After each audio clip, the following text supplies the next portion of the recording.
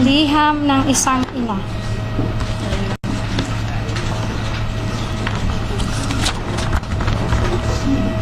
Magandang umaga muli. Ako po si Mrs. Angelica Yulo, ang nanay ni Carlos Yulo. Ako po ay narito para ipahayag ang aking huling pananalita hinggil sa girian sa aming pamilya at ng panig ng anak ko, kasama ang kanyang GF na si Chloe San Jose. Umabot na kasi ito sa nakakaalarmang sitwasyon. Dahil buong sambayanan alam na at nakaabang na sa mga susunod na salita ng bawat isa kung kailan dapat ang ganitong hindi pagkakaunawaan naway nananatili lamang pribado at inaayos sa personal na paraan. Hindi ako perpektong ina at alam ng Diyos na hindi ka din perpektong anak at walang perpektong pamilya. Walang ibang hangad ang isang ina kung hindi ang ikabubuti ng kanyang anak at sa bawat miyembro ng pamilya. Sa paraan ng marahas, maingay, sana'y maunawaan mo na ang intensyon ko ay malinis. Ako ay isang ina na saktan dahil ang mabait na anak na pinalaki ko ng maayos at mabuting tao ay hindi na nakikinig sa mga paggabay ng magulang. Kung mali man kung naging pagpuna ko sa nobya mo, humihingi ako ng patawad dahil nanay lang ako na nag-aalala.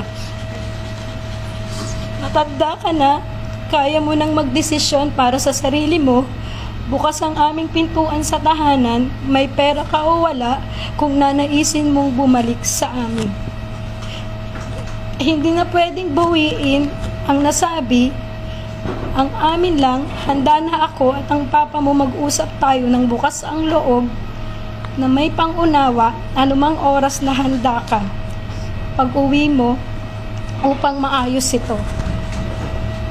Hindi kailangan ng ibang tao na malaman ang mga alitan dahil hindi nila alam ang buong kwento at hindi nila ito lubos na nauunawaan. Gayunpaman, humihingi ako ng patawad sa iyo at sa sambayanan sa mga nasabi ko sa interview. Pagod at puyat ako sa kapapanood sa iyo ng mga panahon na yon. Di makatulog sa tuwa kahit tapos na ang iyong laban. Hindi ako nakapag-isip ng mabuti nang nirapido ako ng mga tanong ng mga reporter tungkol sa bagay na dapat ay tayo lamang ang nag-ayos. Patawad, anak. Iintindihan ko na maaaring tignan ng iba na kaya lamang ako nagsasalita ngayon ay dahil sa iyong tagumpay at kasaganaan. Ako ay nagsasalita para ilagay na sa katahimikan ng issue. Bukas ang pintuan para pag-usapan ng personal na walang galit. Hindi man humantong sa pagkabuo ng pamilya naway maipanatili natin ang respeto sa isa't isa at sa dignidad ng pamilya. Kung hindi man tayo magkaayos, sana sa pagdating ng panahon, maunawaan ang aking panig, intensyon at hindi ang ingay.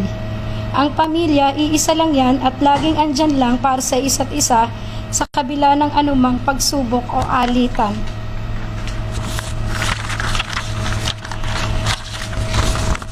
Ito'y pilit nating unawain hanggang wala na tayong maisip kung hindi ang mag-ayos siguro. At sa sambayan naman, sana ay ipagdiwang na lang natin ang tagumpay ng anak ko, gumawa ang anak ko ng kasaysayan para sa ating bansa. Lahat tayo ay magpasalamat kay Kaloy para sa karangalang iuuwi niya para sa bayan. Sana pagkatapos ng panayam na ito, titigil na ang lahat at matatahimik na ang bawat partido. Ang mga sugat ay kusa namang maghihilom sa paglipas ng panahon. Pero pipiliin naming humilom kami sa pribado at mapayapang pamamaraan. Kaloy, congratulations, iyong tagumpay. mahal na mahal ka namin lahat.